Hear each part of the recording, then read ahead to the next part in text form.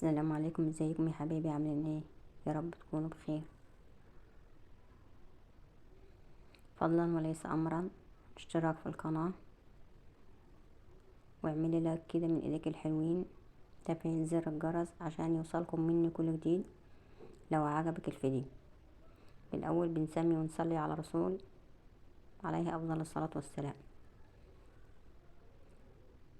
معانا بسكوت بالجبنة بدقيق القمح، بسكوت بالجبنة مملح، هنعمله ببيضة واحدة، وهنعمله بأي نوع جبنة، يعني أي نوع جبنة متوفر عندك هتعمليه، سواء جبنة مثلثات، جبنة شيدر، جبنة براميلي، جبنة كريمي، حتى لو جبنة قريش هتعمليه.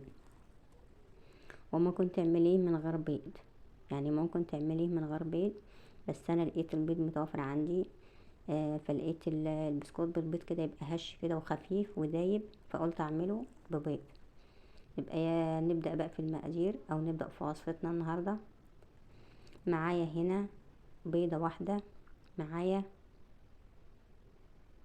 معايا تلات معالق جبنة شيدر، زي ما قلتلك اي نوع جبنة. معايا نص كوباية سمنة، او زبدة. طبعا نص كوباية عليها 3 معالق، يعني الربع والربع التاني زيت، او اكتر من الربع سمنة والباقي زيت، عشان السمنة بتدي نعومة والزيت بيدي قرمشة. تمام كده. معايا معلقة صغيرة بيكنج باودر، معايا نص معلقة زعتر، نص معلقة بابريكا. وهنا دي الجبنة. هنقلب بقى الخليط كله بالمضرب، وزي ما قلتلك انا عاملاه بدقيق القمح. عايزة تعملي بدقيق ابيض اعمليه، المتوفر عندك اعملي بيه. طبعا نص معلقة صغيرة البابريكا بتدي لون للبسكوت، عشان يبقى زي اللي بتشتريه من الافران، يبقى لونه كده محمر كده وزي اللي بتشتريه من الافران بالظبط. هنا بقى بنضرب الخليط كويس بالمضرب.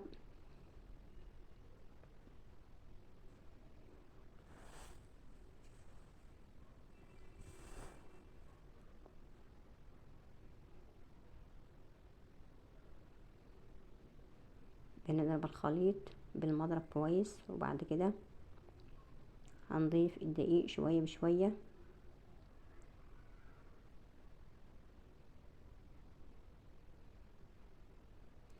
هنا بقى ده الدقيق، هنضيف الدقيق شوية بشوية،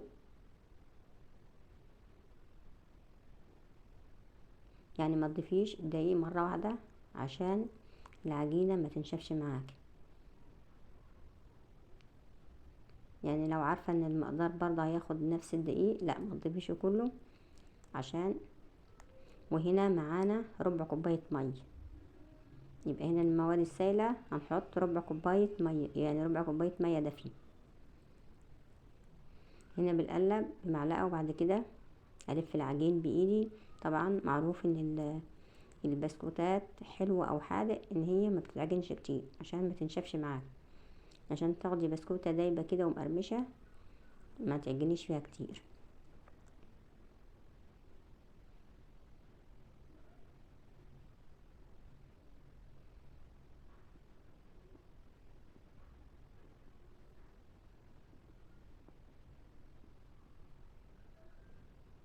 طبعا الاضاءة عندي ما كانتش كويسة، يعني ايه الاضاءة؟ الكشاف كان عطلان بتاع التليفون، فطبعا كان ظاهر التليفون وانا بصور، يعني الخيال بتاع التليفون كان ظاهر وانا بصور. ما كان زي ما بقول لكم الاضاءة كانت عندي، الكشاف كان عطلان. يبقى هنا ده بنحط الدقيق شوية شوية. طبعا البسكوت ده جميل وحلوة طبعا للناس اللي هم عندهم سكر، للناس اللي هم ما بيحبوش الحلويات. فهنا بقى البسكوت ده خفيف مقرمش كده ودايب من غير سكر، تفطري بيه، تتعشي بيه في اي وقت كده خفيف مع كوباية شاي. طبعا الجبنة هتديله طعم وهيبقى احلى من البسكوت اللي هو الحلو كمان. وزي ما قلتلك ما توقفيش نفسك على اي حاجة. ما عندكش بيض هتعمليه، اي نوع جبنة هتعمليه. ما عندكش دقيق ابيض، اي نوع دقيق هتعملي برضو بيه. هنعمل بسكوت يعني هنعمل بسكوت.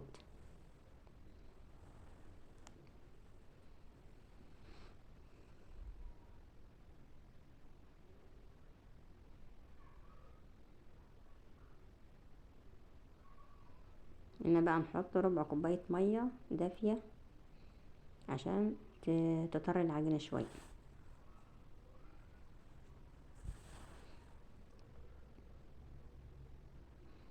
طبعا البسكوت ده خفيف، مش هيحتاج منك مكنة ولا ولا اي حاجة. بقطاعة او سكينة او اي حاجة في البيت هتقطعي بيها، مش محتاج اي حاجة، هيبقى سهل وبسيط. بدل ما تروحي بقى تشتريه من الافران، لا، ده بحاجات كلها. يعني انا لما فكرت ان انا اعمل البسكوت، انا والله ما اشتريت اي حاجة من بره. كان عندي دقيق القمح وعندي بيض في التلاجة وعندي جبنة وعندي كل حاجة، ما اشتريتش اي حاجة. عملته وطلعت النتيجة ممتازة واحلى من اللي بنشتري من بره بكتير. طبعا دي شكل العجينة يا جماعة. انا كنت حاطة نص كوباية بس الكمية خدت مني ربع كوباية بس. هنا بقى زي ما قلتلك يبقى هنا ربع كوباية بس، ده الباقي من النص. هنا بقى زي ما قلتلك تفرشي كيس، بقى تحطي حتة العجينة وهتحطي كيس من فوق وهتفرديها بالنشابة.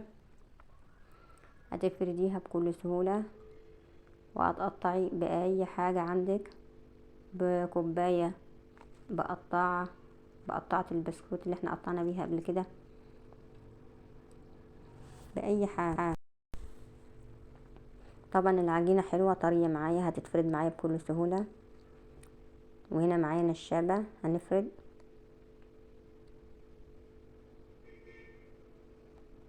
هنفردها بالنشابة كده.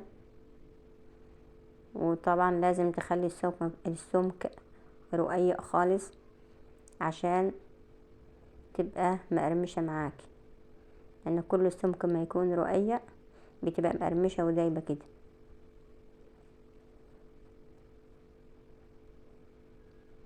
وطبعا كل ما البسكوت ده بيقعد فترة، يقعد يوم واتنين، هيبقى دايب معاكي وجميل.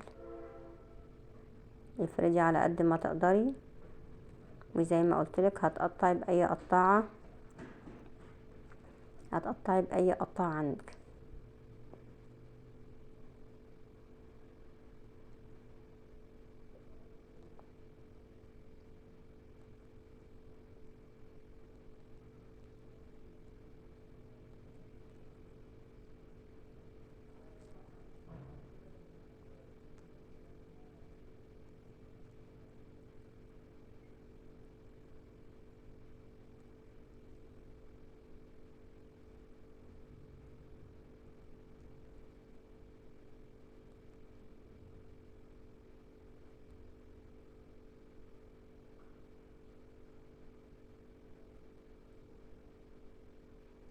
طبعا ودي يا جماعة القطاعة بتاعت البسكوت اللي انا كنت شاريها معاكم قبل كده لما جيت اعمل بيها البسكوت.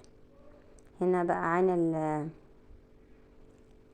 اللي هي الطبعات بتاعتها، وبعمل بالمكنة بس هتديلك الشكل زي ما انت شايفة كده، مدور ومشرشر من على الجنب كده وجميل، يبقى زي الجاهز بالظبط.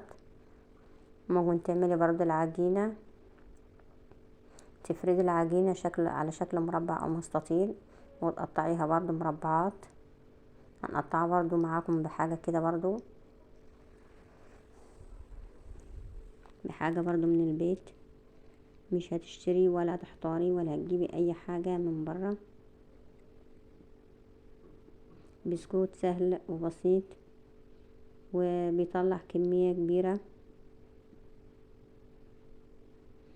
طبعا انا نسيت اقول لكم على مقدار الدقيق. انا كنت حاطه نص كيلو دقيق، كنت حاطه 500 جرام. يعني ال500 جرام طلعوا لي كميه كبيره من البسكوت.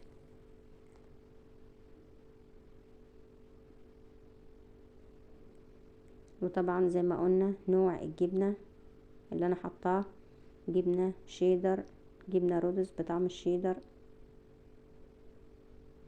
هنا معايا صاج مش دهناه اي حاجه. هبدا احط فيه بقى كده القطعه اللي انا مقطعاها.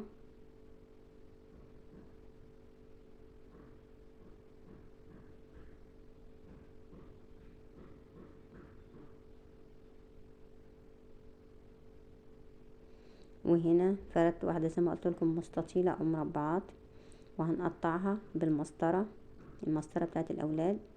يعني مسطره تكون نظيفه كده زي المسطره بتاعت الاولاد، تكون مسطره نظيفه ما يكونش فيها حبر ولا حاجه.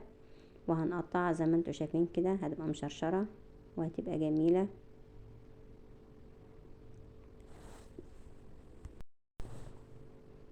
برضو هنحطها في الصاج. وطبعا معانا نوع جبنه تاني، كنت عاملاه بس ما صورتوش معاكم. معايا نوع جبنه جبنه شيدر على جبنه موتزاريلا. طبعا النوع ده اللي بيسيح على الصواني وبتحط على المكرونه والحاجات دي. كان عندي شويه يعني كده، رحت فشرتهم بالمبشره. وهنا هنحطهم. طبعا هنا الكميه خلصتها كلها. بدهن بقى الوش. معايا صفار بيضه ومعلقتين لبن كده ومعلقتين خل. يعني صفار بيضه ومعلقتين لبن ومعلقتين خل عشان زفرة البيض. وبدهن الوش كده عشان الجبنه تتماسك، وحبه البركه اللي هحطها في الوش تتمسك وما توحش. وهنحط بقى هندهن وبعد كده هنحط الجبنه وبعد كده هنحط حبه البركه. وطبعا مسخنه الفرن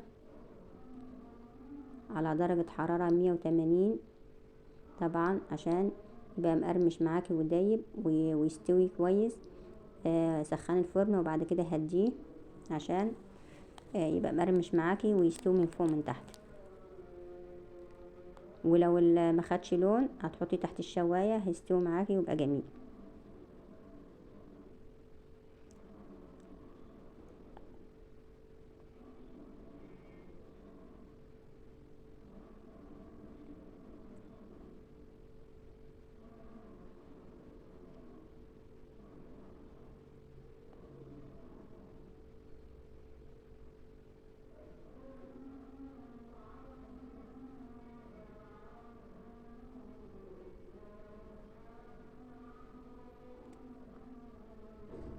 هنا بقى حطينا حبه البركه.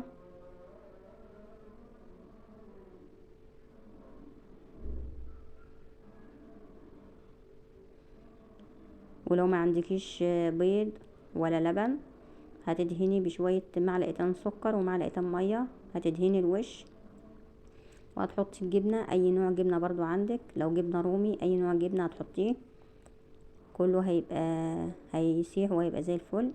وبعدين تحطي حبة البركة، لو حابة تحطي سمسم حطي. وده كده الشكل النهائي. هنحطه بقى في الفرن ونرجع لكم تاني بعد ما يستوي.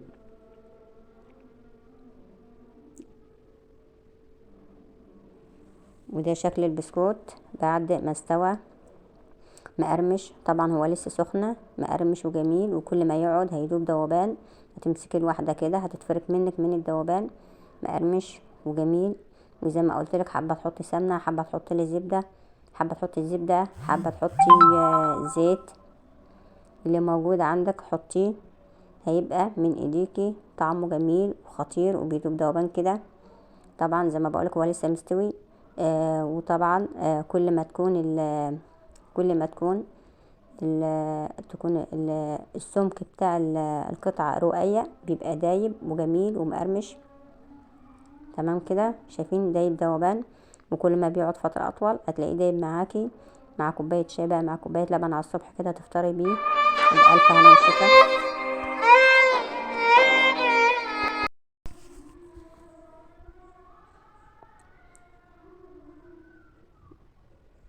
طبعا ده الاشكال اللي انا عملتها. عملت مدور وعملت مربع وعملت برضو مثلث كده، وبألف هنا وشفا. السلام عليكم ورحمة